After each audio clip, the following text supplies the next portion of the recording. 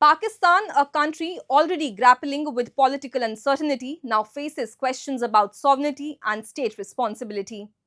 In Karachi, deadly violence outside the US consulate left at least 10 protesters dead, triggering outrage, religious anger, and a renewed debate over whether Pakistan's institutions can truly safeguard their own citizens. Take a look. In Pakistan, public anger often spills quickly onto the streets, especially when religious sentiment and geopolitics intersect. Critics say the state repeatedly struggles to anticipate unrest, manage crowds, and balance diplomatic obligations with the protection of its own citizens. The latest tragedy in Karachi has once again exposed these structural weaknesses. Violence erupted after news spread of the killing of Ayatollah Ali Khamenei in US and Israeli airstrikes. Protesters gathered outside the American consulate on Mai Kolachi Road.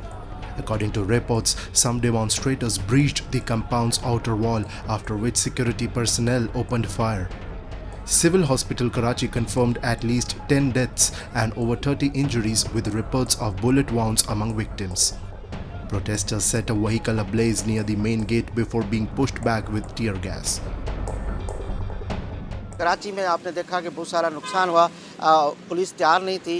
Council खाने पे सुबह सुबह लोग पहुंच गए और police को पहले ही रात को अलर्ट होना चाहिए था कि बड़ी शख्सियत शहीद हुई है, ख़ासतौर पर अहले तशरीह के हवाले से, तो उनकी सिक्योरिटी के लिए इंतजाम करने चाहिए, वो नहीं किए। लोग शहीद हुए, हंगामे हुए, आम लोगों ने सफ़र किया, तकलीफ बर्दाश्त की। कराची शहरों के लिए दूसरे दिन भी रोड ब्लॉक, कराची में लोग परेशान हैं।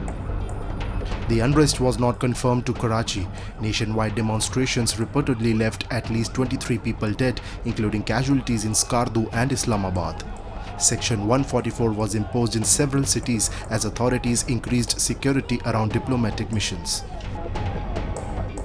आज कराची में रियासती गुंडों ने, रियासती दहशतगर्दों ने जो फायरिंग की है, उसकी एफआईआर उन रियासती इदारों के अफसरान के खिलाफ होनी चाहिए। हमारा ये सबसे मेन मुतालबा है। और जो हमारे जवानों को अरेस्ट किया गया है, गुमशुदा किया गया, आज के रोज 1 मार्च को उनको फिलफौर रिहा किया जाए। The tragedy reflects a dual failure: the state's inability to contain religious extremism before it spills onto the streets, and its inability to manage the fallout once violence erupts. In Karachi, what began as an emotionally charged protest over the killing of Ayatollah Ali Khamenei rapidly escalated into a deadly confrontation that authorities appeared ill-prepared to prevent. Despite Pakistan's long history of sectarian sensitivity and mass mobilization around religious causes, critics argue that intelligence and law enforcement agencies failed to anticipate the scale and intensity of the reaction. Once crowds gathered outside the US consulate, the situation deteriorated swiftly, exposing weaknesses in crowd control, crisis management, and coordination between civil administration and security forces. At the same time, the government faces the complex obligation of protecting foreign missions under the Vienna Convention on Consular Relations. The result is a troubling image of a state caught between competing pressures, reluctant to confront hardline religious mobilization decisively, yet unable to enforce consistent law and order when unrest erupts. For many observers, the Karachi killings are not an isolated breakdown, but part of a recurring pattern: reactive governance, delayed preparedness, and limited transparency after crisis.